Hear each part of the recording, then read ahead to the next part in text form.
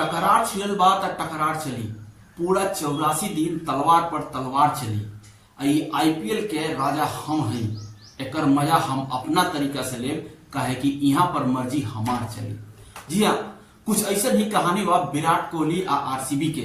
ओहू में जब मैच चिन्नास्वामी स्टेडियम पर होके तो समझे कि जो वहां के उ राजा हुए, वो स्टेडियम पर होके वाला मैच के सारा मजा वो अपना तरीका से लेवे। प्रणाम बा, राम राम बा, जय भोजपुरी बा और जय आईपीएल भी कह दी लगी। काहे से कल से रंगारंग आईपीएल के शुरुआत हो चुकल बा। अब पहला ही मैच में गर्दा मचावे वाला टूर्नामेंट के शुरुआत हो चुकल बा।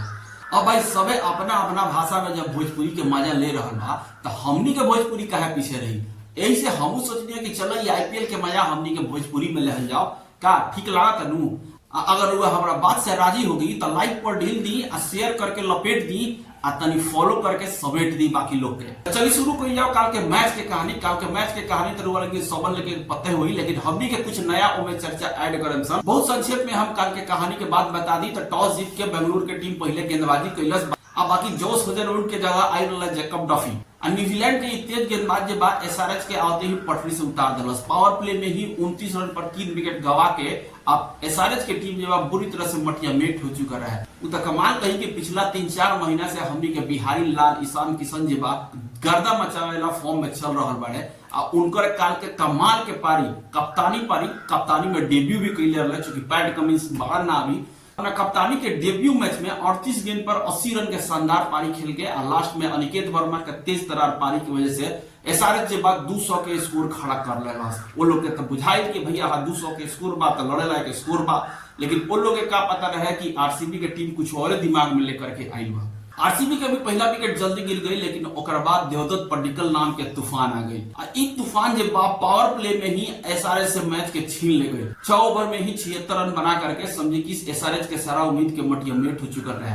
बाकी आईपीएल होके चाहे इंडियन क्रिकेट टीम के मैच होके चेस मास्टर के कहानियों में शामिल ना रहे तो मजा बेकार बा। तो जैसे हमने के विकेट 2 दशक से देखत आ रहल बाइन, विराट कोहली एगो एंड संभले रहे और बाकी दूसरा एंड से बात ताबड़तोड़ हमला रहे। देवदत्त पडिक्कल हमला के लिए, ओकरा बाद से रजत पाटीदार भी आके तेज तरार 30 रन के पारी खेलले और कुल मिलाकर के 15 ओवर में, जी हाँ 15 ओवर में जब आरसीबी की टीम 200 के रन पार कर गई और आईपीएल के इतिहास में सबसे तेज 200 रन चेस करे वाला टीम बन गई। एक पहले 15.5 ओवर में 200 रन के चेस भई रहे, लेकिन अब की जब 15.4 ओवर में ही 200 रन पार हो गई। आखिर में विराट कोहली भी अपन सारा रंग दिखा दिले। खास तौर से उनको 2 शॉट जो एकदम मनमोहक रहे। एगो तो स्ट्रेट ड्राइव करके जो छक्का लगा रहे और जब फ्लिक करके मिड विकेट से छक्का लगा रहे। बाकी रोवा लगी के कौन शॉट में सबसे दमदार लगा रहे वो कमेंट करके जरूर बताएं। तो मैच की अगर एनालिसिस की जाओ तो मैच में एसआरएच के हार के 2 कारण रहे। पहला तो पावर प्ले में वो लोग 49 रन बनावल 3 विकेट गवा दे। वही विपक्षी टीम आरसीबी जब पावर प्ले में ही 76 रन बना। दूसरा सबसे अहम कारण रहे एसआरएच के बॉलिंग। अब पता नहीं टीम मैनेजमेंट जब मोहम्मद शमी के काहे रिलीज कर दे। न्यू बॉल से इतना अच्छा गेंदबाजी उनकर होते रहे पिछला साल, हर मैच में जानदार शानदार शुरुआत दिलावत रहे, लेकिन एक बावजूद भी उनका के टीम से रिलीज कर दिया।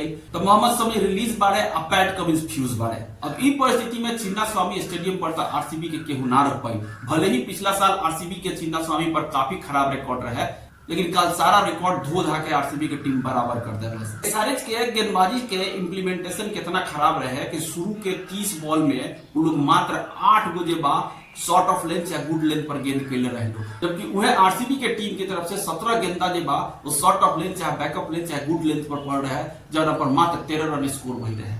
और तो और वो 30 गेंदा में 22 गेंदा जेबा वो ओवर पिच रहे, फुल रहे, जहां पर देवदत्त पडिक्कल जब आराम से अपन हाथ खोल के पूरा मैच के हिसाब में किताब साफ कर दिले। एसआरएच की तरफ से जो सबसे तेज गेंदबाज रहे ईशान मलिंगा, उनका के तो पावर प्ले में गेंदबाजी ना लाई गई।